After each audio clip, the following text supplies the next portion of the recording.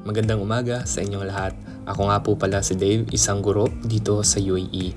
Tara, samahan niyo ako para magbigay ng isang lesson sa aking mga estudyante. Kung kayo man ay nahihirapan kung paano nga ba mag-deliver ng isang online class, panoorin niyo ang video nito. Una sa lahat, dapat pinaghandaan niyo ang inyong lesson. Mula sa technical, dapat alam nyo kung paano galawin at imando ang inyong sariling computer. Salam Hamudi. Ayan na nga, nagsisimula na ang aking klase. Una sa lahat, huwag mong tatanggalin ang tuwa sa iyong mukha. Okay, feel free to get started at any time. Okay, thank you. Nice to see you. So, good afternoon guys, good afternoon teachers. Welcome to our afternoon class. This is one of our circle class. So, my name is Dave, I'm from C9 and I'm happy to see Hamudi is here. Hi everyone, and I hope you're doing well. How are you guys? Can you say good?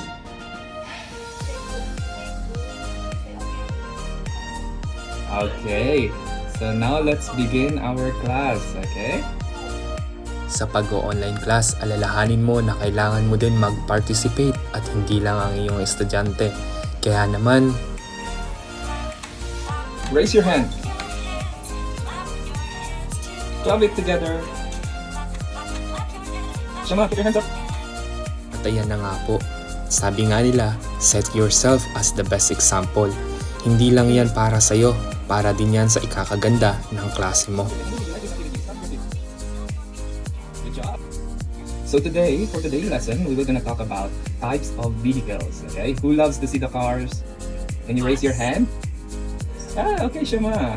Who loves to see vehicles in the road? Can you raise your hand? Did you know that we have a different types of vehicles? Okay, we have. Sa simula pa lang mga teacher, magtanong ka na, isama mo na sa presentation mo ang inyong mga estudyante para maiwasan sila na antukin at maboring. Like a cars, like what you are riding on when you're going to the school. And we have vehicles as well that we can see in the water, like the boat, okay? Yes, good job. Now, let's talk about first the land vehicles.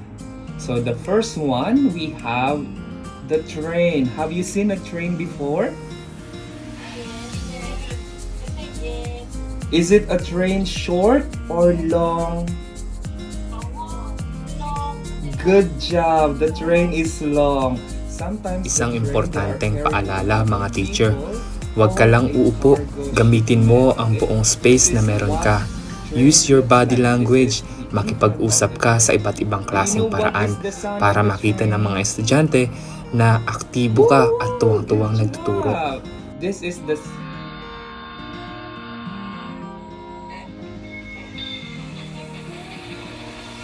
Can you hear that?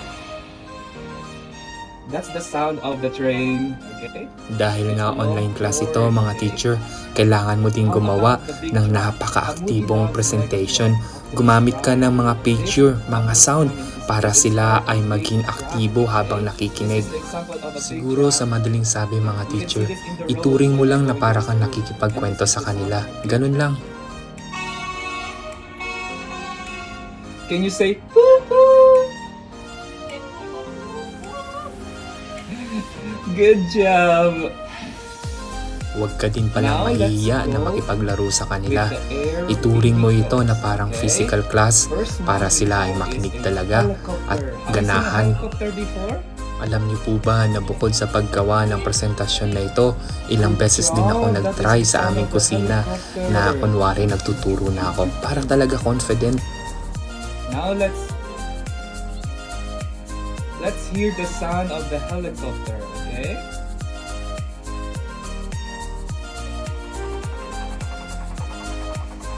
Can you do this? So good job! You imitate the sound of the helicopter.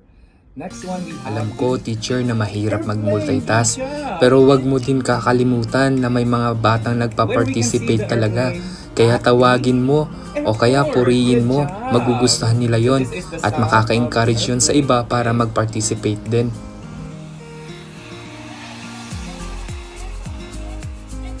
Huwag ka lang click ng click o ngiti ng ngiti.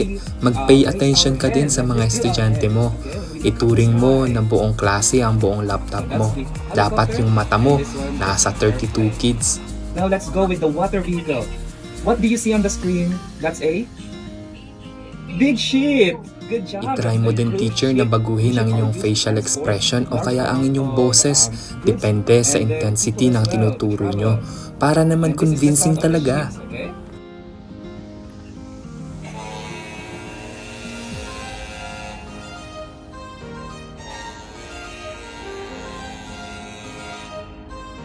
Halos patapos na ang aking klase. Tuwang-tuwa ako dahil talagang It's a nakikinig big ang aking mga estudyante. board, okay? And then we have as well, the submarine. Can you say submarine? Submarine. Good job. So submarine are used to explore the underwater, okay? The submarine, they don't make a sound like a truck, like a airplane, but they release a frequency. Okay, this is the sound of a frequency. Listen.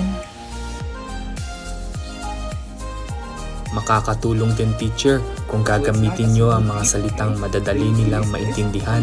Dahil nga po ako ay nagtuturo sa espesyal na school, talagang napakahirap. Kailangan kong mamili ng aking mga salita. Let's go to the space vehicle. This is a rocket. Can you say rocket? Yes, that's a rocket. And the small plane on it called space shuttle. Okay? Now I will introduce you one of my friend. Are you ready? Yes. This is Sultan. Can you say Sultan? Sultan Al-Niyadi. Okay, Sultan Al-Niyadi is the first Emirati who explored the outer space. Okay, he's the first man, he's the first Emirati who performed the space walk. Ang bawat bansa, mga teacher, ay mayayaman yan sa history, lalo na tong UAE.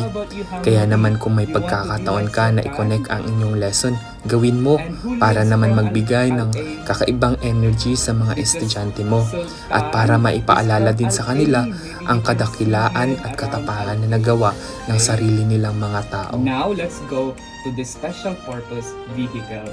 These vehicles are especially made for a purpose, okay? Like the first one is ambulance. What is the sound of the ambulance?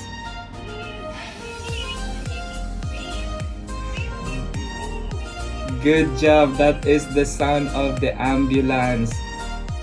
And what is the emergency number of the ambulance? Good job. 998. When we need an ambulance, call 998. Good job. Amazing. Dito din pala, mga teacher, mas pinili kong ituro ang mga bagay na pwede nilang maalala or pwede nilang magamit in case of emergency And at next para we na din sa have mga nani. the fire truck. Yes. Where do we use the fire truck? Yes, to extinguish the fire, small or big fire. Now, who knows the Dito, special number halos of kalagitnaan the na fire or truck? patapos na ng aking klase. Ito na siguro ang pinaka-importante, mga teacher. Huwag niyong ibababa ang energy niyo. Consistent lang dapat kasi ang inyong mga estudyante ay nakadepende sa energy niyo din. 997, we need a fire truck, okay? So, this is the sound of a fire truck. Oh, multiple sound.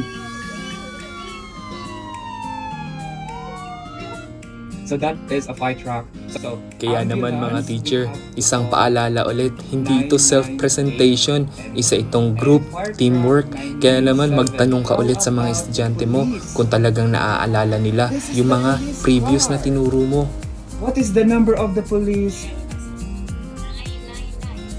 Good job! It's 999. 999, okay?